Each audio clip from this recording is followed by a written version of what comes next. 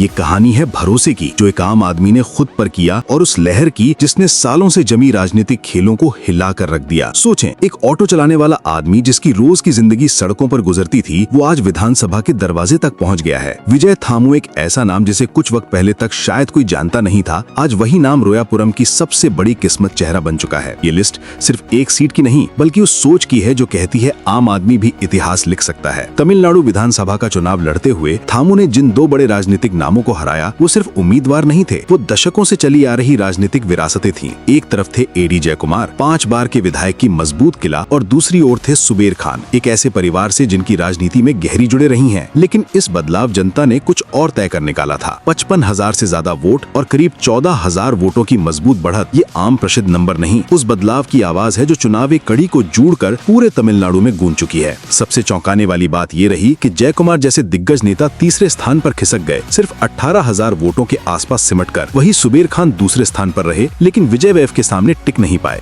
ये कहानी है एक ऐसे अभिनेता की जिसने सिर्फ फिल्मों में ही नहीं बल्कि राजनीति में भी अपनी अलग पहचान बना ली। आज तमिलनाडु की राजनीति का एक बड़ा चेहरा बन चुके हैं, लेकिन उनका सफर किसी फिल्मी कहानी से कम नहीं है। एक समय था जब लोग उन्हें फ्लॉप हीरो कहते थे, लेकिन आज वही इंसान करोड़ों लोगों के दिलों पर राज कर रहा है और राजनीति में भी एक बड़ी ताकत बन चुका है। विजय का जन्म 22 जून 1974 को मद्रास यानी आज के चेन्नई में हुआ। उनका पूरा नाम जोसेफ विजय चंद्रशेखर है। विजय एक ऐसे परिवार में पैदा हुए जहां फिल्मों का माहौल बचपन से ही मौजूद था। उनके पिता साउथ इंडस्ट्री के मशहूर राइटर और डायरेक्टर थे, जबकि उनकी मां एक जानी मानी गायिका और अभिनेत्री थी। बचपन से ही विजय का सपना फिल्मों में आने का था। उन्होंने बहुत छोटी उम्र में कैमरे का सामना करना शुरू कर दिया था। अपने पिता की फिल्मों में छोटे छोटे रोल करते हुए उन्होंने एक्टिंग की दुनिया को करीब से समझा, लेकिन स्टार किड होने के बावजूद उनका रास्ता बिल्कुल आसान नहीं था। जब उन्होंने हीरो के तौर पर फिल्म इंडस्ट्री में कदम रखा तो लोगों ने उन्हें गंभीरता से नहीं लिया। कई लोगों ने उनकी एक्टिंग का मजाक उड़ाया और कहा कि वो सिर्फ अपने पिता की वजह से फिल्मों में काम पा रहे हैं। उनकी शुरुआती फिल्में बॉक्स ऑफिस पर ज्यादा सफल नहीं रहीं, लगातार आलोचनाएं हो रही थीं और ऐसा लग रहा था कि शायद विजय कभी बड़े स्टार नहीं बन पाएंगे। लेकिन उन्होंने हार मानने के बजाय खुद पर और ज्यादा मेहनत करना शुरू कर दिया। उन्होंने अपनी एक्टिंग सुधारी, डांस पर काम किया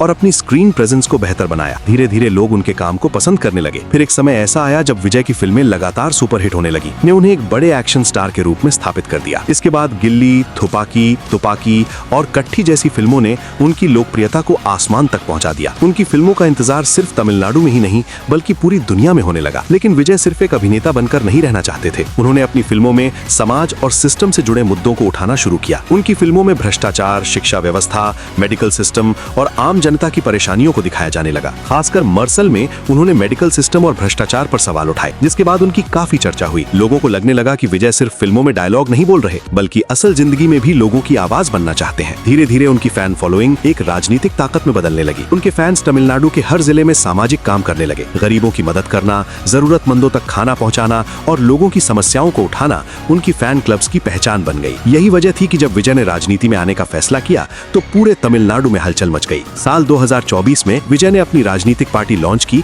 और साफ कहा कि अब उनका मकसद सिर्फ फिल्में करना नहीं बल्कि जनता के लिए काम करना है। उनके इस फैसले ने लाखों फैंस को और ज्यादा उत्साहित कर दिया। लोग उन्हें सिर्फ एक सुपरस्टार नहीं बल्कि भविष्य के मुख्यमंत्री के रूप में देखने लगे। विजय की सबसे खास बात यह है कि उनकी लोकप्रियता हर उम्र के लोगों में है। बच्चे उनके डांस को कॉपी करते हैं, युवा उनके स्टाइल को फॉलो करते हैं और बड़े लोग उनके विचारों को पसंद करते हैं।